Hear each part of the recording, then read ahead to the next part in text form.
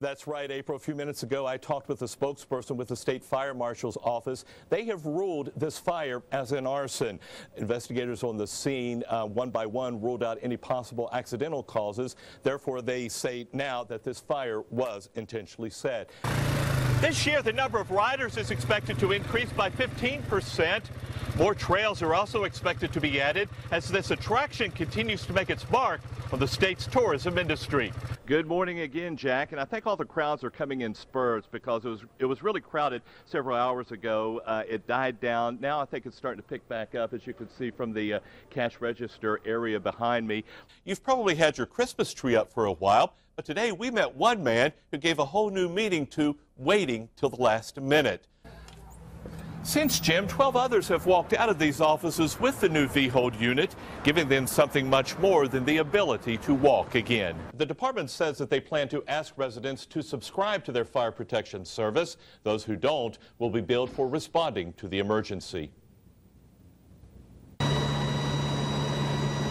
Effective July 1st of next year, the Teays Valley Volunteer Fire Department will no longer be part of the Putnam County Fire Board. They are pulling out and forming a private nonprofit fire station known as the Teays Valley Fire Protection District. I think it's a shame that the fire department has to resort to such methods sometimes to get what they really need. A spokesperson for the department says as part of the Putnam County Fire Board, the department only received 8% of the county fire service fees. As a private nonprofit station, they believe they could generate more revenue by charging residents for fire service, but some already have reservations. If they go on their own and no regulations, what's the limit on what they're going to sock you? Well, if they're private, I guess they could charge anything that they wanted, and we really don't have a choice because we need that coverage. The department believes the move will help them reduce cost, improve response times, and possibly add some paid firefighters to the staff. I think it has the potential to be either bad or good, and I'm not sure, as I said, what the ramifications are. For Teays Valley homeowners, having full-time paid firefighters may help reduce residential insurance rates. The department plans to formally withdraw at the Fire Board's regular meeting Thursday night.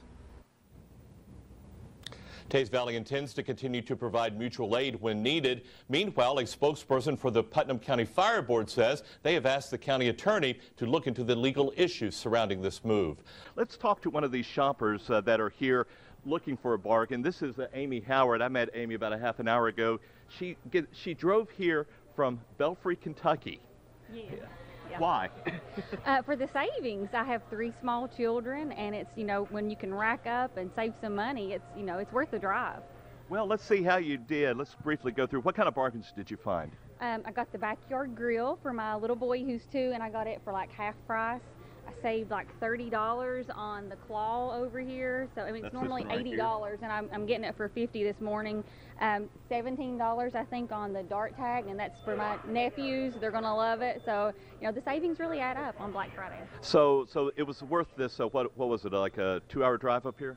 About an hour and a half. The roads aren't too bad, but yeah, it's definitely worth the trip. Yeah. And worth getting up this early. Yes. Yeah, I've been up since 2. All righty. Any more shopping? Yeah, I'll be out all day, I'm sure. Oh, bless your heart. Thank you, Amy, for joining us. And the crowds, like we said, are still coming in, checking out, trying to find those bargains. And we'll talk to some more shoppers coming up a little bit later. In the meantime, Jack, back to you. Anything you want me to look for you out here? Let me think about that. There probably is. Thanks, Gil. Thanks so much, Brittany. In the news tonight, Christmas is a time for many folks to spend with loved ones, but one West Virginia family is still missing a little girl this holiday season. Today marks exactly 3 months since 3-year-old Aaliyah Lunsford went missing from her Lewis County home. Along with our sister stations across the state, we've received Christmas cards for Aaliyah, some from as far away as Vermont. Now, we'll deliver those cards to Aaliyah's extended family. Meanwhile, Lewis County residents held an indoor yard sale of the past 3 days to help pay for the materials for 2 large signs to put up on Interstate 79.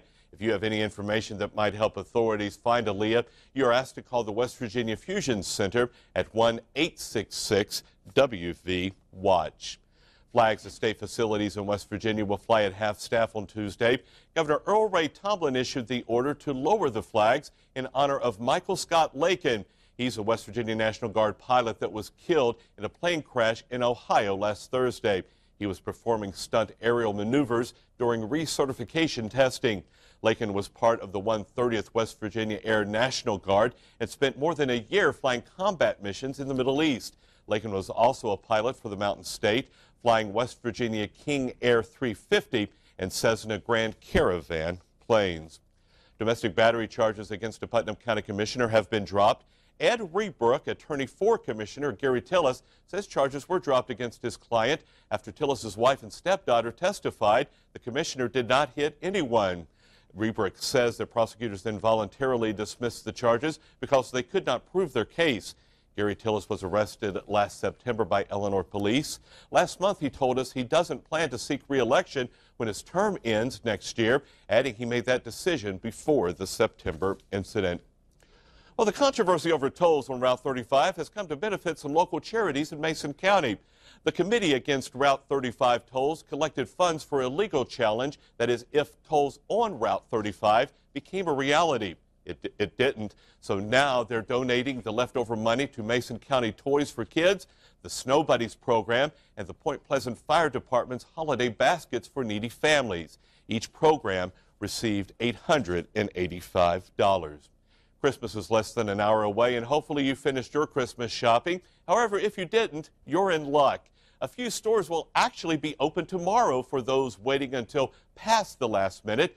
Walgreens, for example, will have special hours to pick up those final items. Some customers we spoke with said that they just had a few stocking stuffers to get, and they were good and ready to relax tomorrow. I think I'm just about finished, close to being finished anyway. And if I'm not, then, you know, there's the day after Christmas. Park your buggy there. Walgreens will be open tomorrow from 9 a.m. to 6 p.m. Even if you pushed your gift shopping to the last minute, you've probably had your Christmas tree up for a while. But today we met one man who gave a whole new meaning to waiting till the last minute. Marshall Petty waited until Christmas Eve, that's right, Christmas Eve today, to buy his mother a tree. He says he didn't plan on it, but he says his family was just simply too busy. With the last-minute buy came a real bargain. He was able to get his mother a 9-foot tree for $20. That's $45 less than what he paid for his own tree 3 weeks ago. You know, previous Christmases, waiting around to the last minute is really not the thing to do, because just like right now. I mean, it's not that, we're getting a vast selection of trees, but, it would have been nice to, have a full selection to where you could really, pick out the kind of tree that you want. But we did find a nice tree. Petty says since they got such a great deal on his mother's tree, he will consider waiting longer to buy his next year. Most families are huddled around Christmas trees tonight, but we caught up with one man who spent his Christmas Eve on the side of the road selling a tree of a different type. Along Route 119, bonsai tree salesmen say they were doing a booming business today by selling the small good luck trees. They say customers stopped by and connected Christmas and New Year's with a bonsai tree. Christmas season, bonsai trees set up for selling. A lot of people buy this. Families give you a Christmas present. Bonsai trees grow on mountains with very strong roots. They're thought to be good luck because they're the strongest limb on rock faces. Many kids across our region will probably have a tough time sleeping tonight, waiting for St. Nick to arrive. According to NORAD, Santa has already made stops in much of the world. He's dropped off toys for good girls and boys across Asia, the South Pacific, Europe, and Africa, saving the Americas for the end of his journey. Finally tonight, one musician here in the Mountain State is ringing in the holiday spirit through his latest song.